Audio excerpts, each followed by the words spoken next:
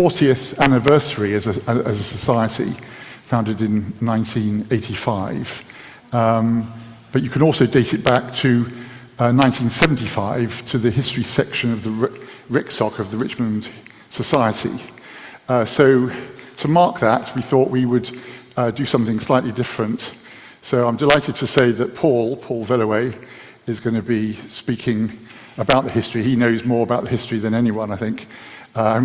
What a remarkable contrast this hall is to the very modest provision we had all those years ago in the crypt before it was modernized of St. Elizabeth's. An absolute transformation, not least to be here with all this technology to hand. It's tremendous.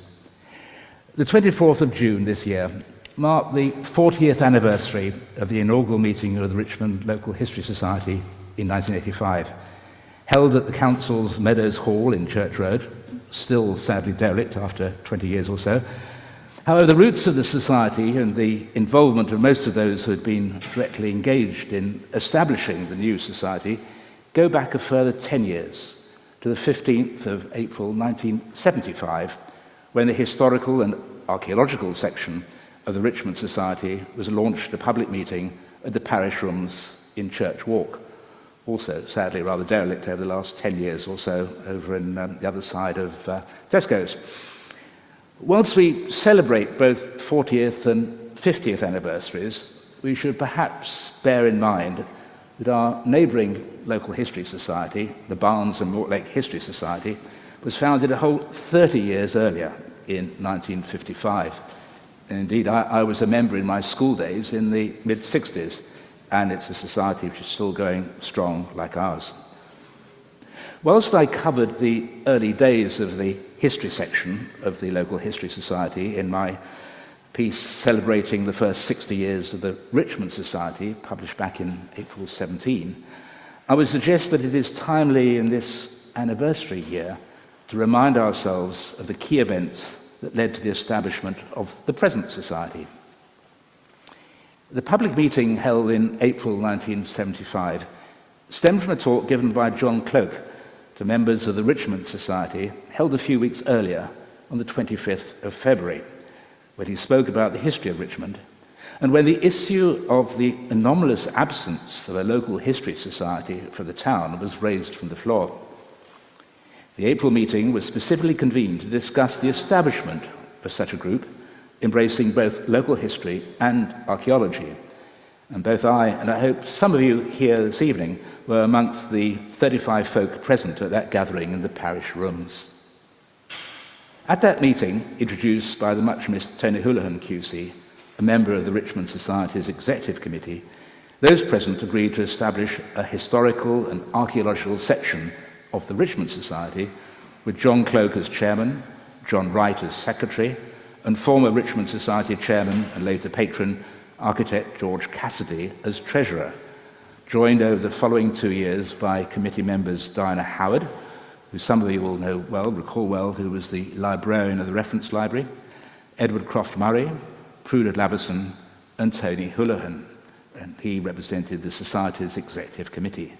And they were later joined by Sally Albrecht, Jim Hodgson, Michael Harlow, Gordon Pocock, and Eileen Horsfall-Turner. A number of those folk you will, I'm sure, recall well.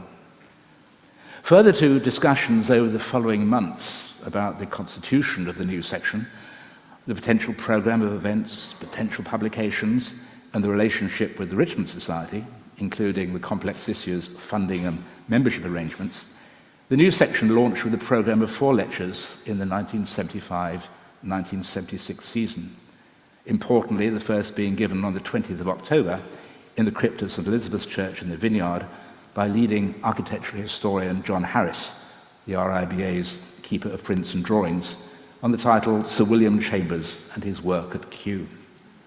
Over the following years, the new section flourished with an expanding membership reaching approximately 200 by May 1977, and a sound programme of events and publications, including, most importantly, the fully illustrated Richmond Surrey as It Was, published by Hendon Publishing in October 1976, compiled and annotated by John Cloke, John Wright, and Sally Albrecht, and meeting regularly up until 1985 in the crypt of St. Elizabeth's Church in the Vineyard, and subsequently in the Holland Room of Richmond Unitarian Church in Ormond Road.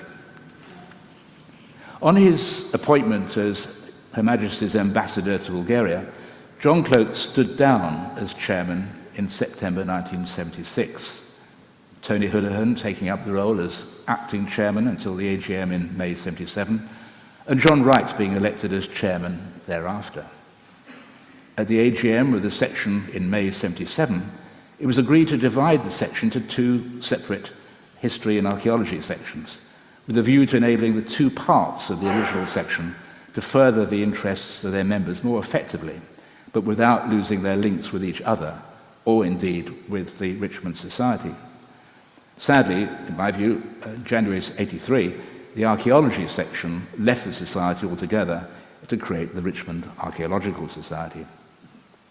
At the AGM in May '79, George Cassidy, who some of you again will recall, was elected as chairman after the post being held in the short term by Gordon Pocock, following John Wright stepping down, and Elizabeth Velluet, presently my wife, was elected as secretary, a post which she still holds in the Richmond Local History Society some 46 years later, in addition to serving as the secretary of the Richmond Society between 1982 and 1989.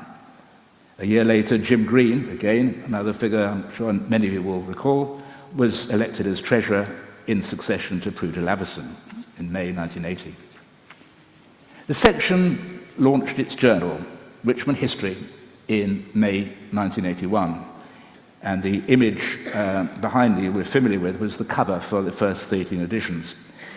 Dr. Stephen Passmore as editor, and he remained in that key role for the following 12 years until succeeded in 1994 by David Blomfield, later a very distinguished chairman of the Society. Published in a very basic typewriter set quarto format, the first journal contained 5 articles. The Richmond Riverside Lands in the 17th century by James Green, Vincent van Gogh in Richmond and Petersham by Stephen Passmore, The Development of the Top of Richmond Hill by John Cloke, Hesper Stretton, novelist of Ivycroft Ham Common by Sylvia Greenwood, and Richmond Schools in the 18th and 19th centuries by Bernard Bull. The image of Richmond Palace behind me, as I say, is the cover of those first 13 editions of Richmond History. The following year, the Society published its first booklet, paper number 1, The Growth of Richmond, written by John Cloke and based on his lecture to members of the section in October 1981. And further to his retirement from his ambassadorial role in 1980, John rejoined the section's committee in May 1981 and was later elected chairman at the AGM in May 1984. It was only 4 months after I had been elected as the chairman of the Richmond Society in May '84 that its executive committee learnt of the desire of the history section's committee, under its newly elected chairman, John, to explore and begin the process of what he referred to as an amicable separation between the section and the society, and to work towards the creation of a fully independent local history society for Richmond. In this, John was supported by his immediate predecessor as chairman, George Cassidy, and importantly, had been a former and distinguished chairman of the Richmond Society.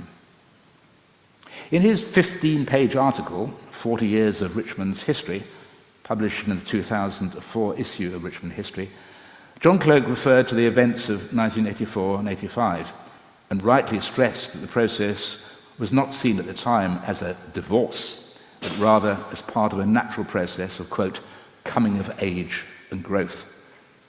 However, for me, the proposed separation was tinged with a certain regret, given what I believe to be the essential and inextricable link between encouraging a clear understanding and appreciation of the past and working for the effective protection and enhancement of the historic environment as it exists at present and into the future. Now, perhaps, is not the time to go into the fine detail of the discussions and negotiations held between the committees of the Society and the section between Jan and June 1985. I'm sure that you can appreciate the range of issues, legal, constitutional, financial, and organizational, that had to be resolved before the new society could come into being, as well as ensuring that members of the respective parts of the society were agreeable to the proposed change, as also our then patrons Sir Hugh Weldon, Richard Attenborough, and Bamber Gascoigne. For those interested, the newsletters of the respective organisations during that time revealed some of the complexity of the issues we sought to resolve.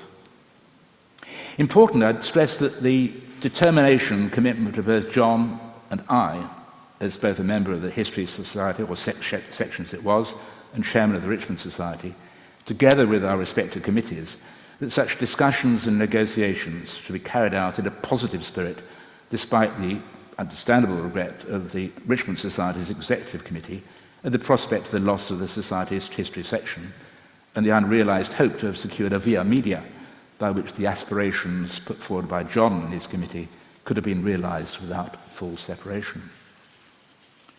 On the section's AGM on the 13th of May, members resolved to dissolve the history section and create a separate Richmond Local History Society, a decision which was to be confirmed at a crowded public meeting at Meadows Hall on the 24th of June 1985, when John Cloke was elected, Liz Velluet as secretary, and Jim Green as treasurer, and 9 others as members of the committee, including George Cassidy, who designed the new society's logo, based closely on Wenceslas Holler's well-known engraving of the former Richmond Palace in 1638, as seen behind me.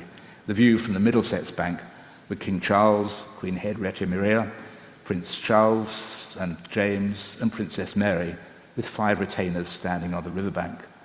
Rightly or wrongly, George Cassidy, did not include in the logo the figures of the King, Queen, and the Princes. Perhaps he should have done. It was unfortunate that the inaugural meeting of the new society at the Meadows Hall in June 85 was marred when the guest speaker, Bamber Gascoigne, came close to being blinded when the table on the stage directly in front of him collapsed on top of him when struck by the chairman, bringing the meeting to order. Happily, Bamber survived and bravely returned to the hall after collecting a new pair of glasses from home, my wife having driven him back home and back again, to replace those damaged in the incident, deliver his talk on historical prints of Richmond as if nothing had happened at all. Had he had his vision badly affected by the breakage of his glasses, then it might not have been such a happy occasion. Thankfully, across the 40 years since its establishment, the Society has flourished without any similar incident. Tempting fate here. Indeed, I'm delighted that the relationship between the two societies over the last 40 years has remained close, and that the vision and energy of the Local History Society's officers and committees over the last 40 years, together with the support of its membership, have ensured the continuing success of the Society and its important role and work across the Richmond community. And finally, I would wish to celebrate the major contributions made by those who have chaired the Society across the last 40 years, namely John Cloke, late Richard Jeffrey, Iris Bolton, Norman Radley, David Blomfield, Chris May, Robert Smith, and our present chair, Simon Targett, and together with the officers of the Society and committee members. They all merit our great congratulations and thanks. And just to close, I'd come back to this contrast between those early days in the crypt of St. Elizabeth's, when we were a modest number as the history section, or history and archaeology section of the Richmond Society, to the present, where we're in the splendid surroundings at Duke Street Church, and with such an enhanced and enlarged membership and potential. So thank you, Richmond History Society, on your 40 years. Thank you.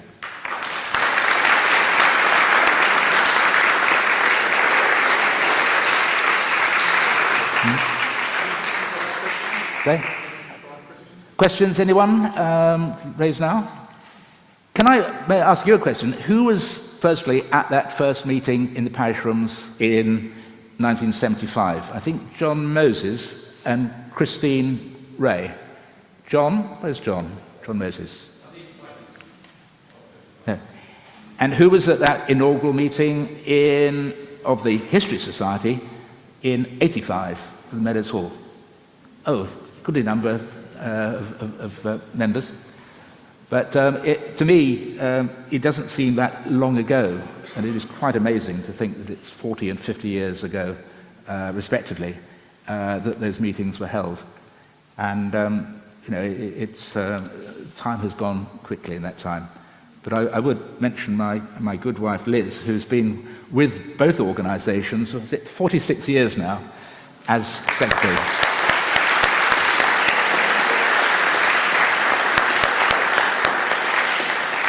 I'm embarrassing her by saying that, but any questions? No? In which case, move on to the present society with Simon, our chair.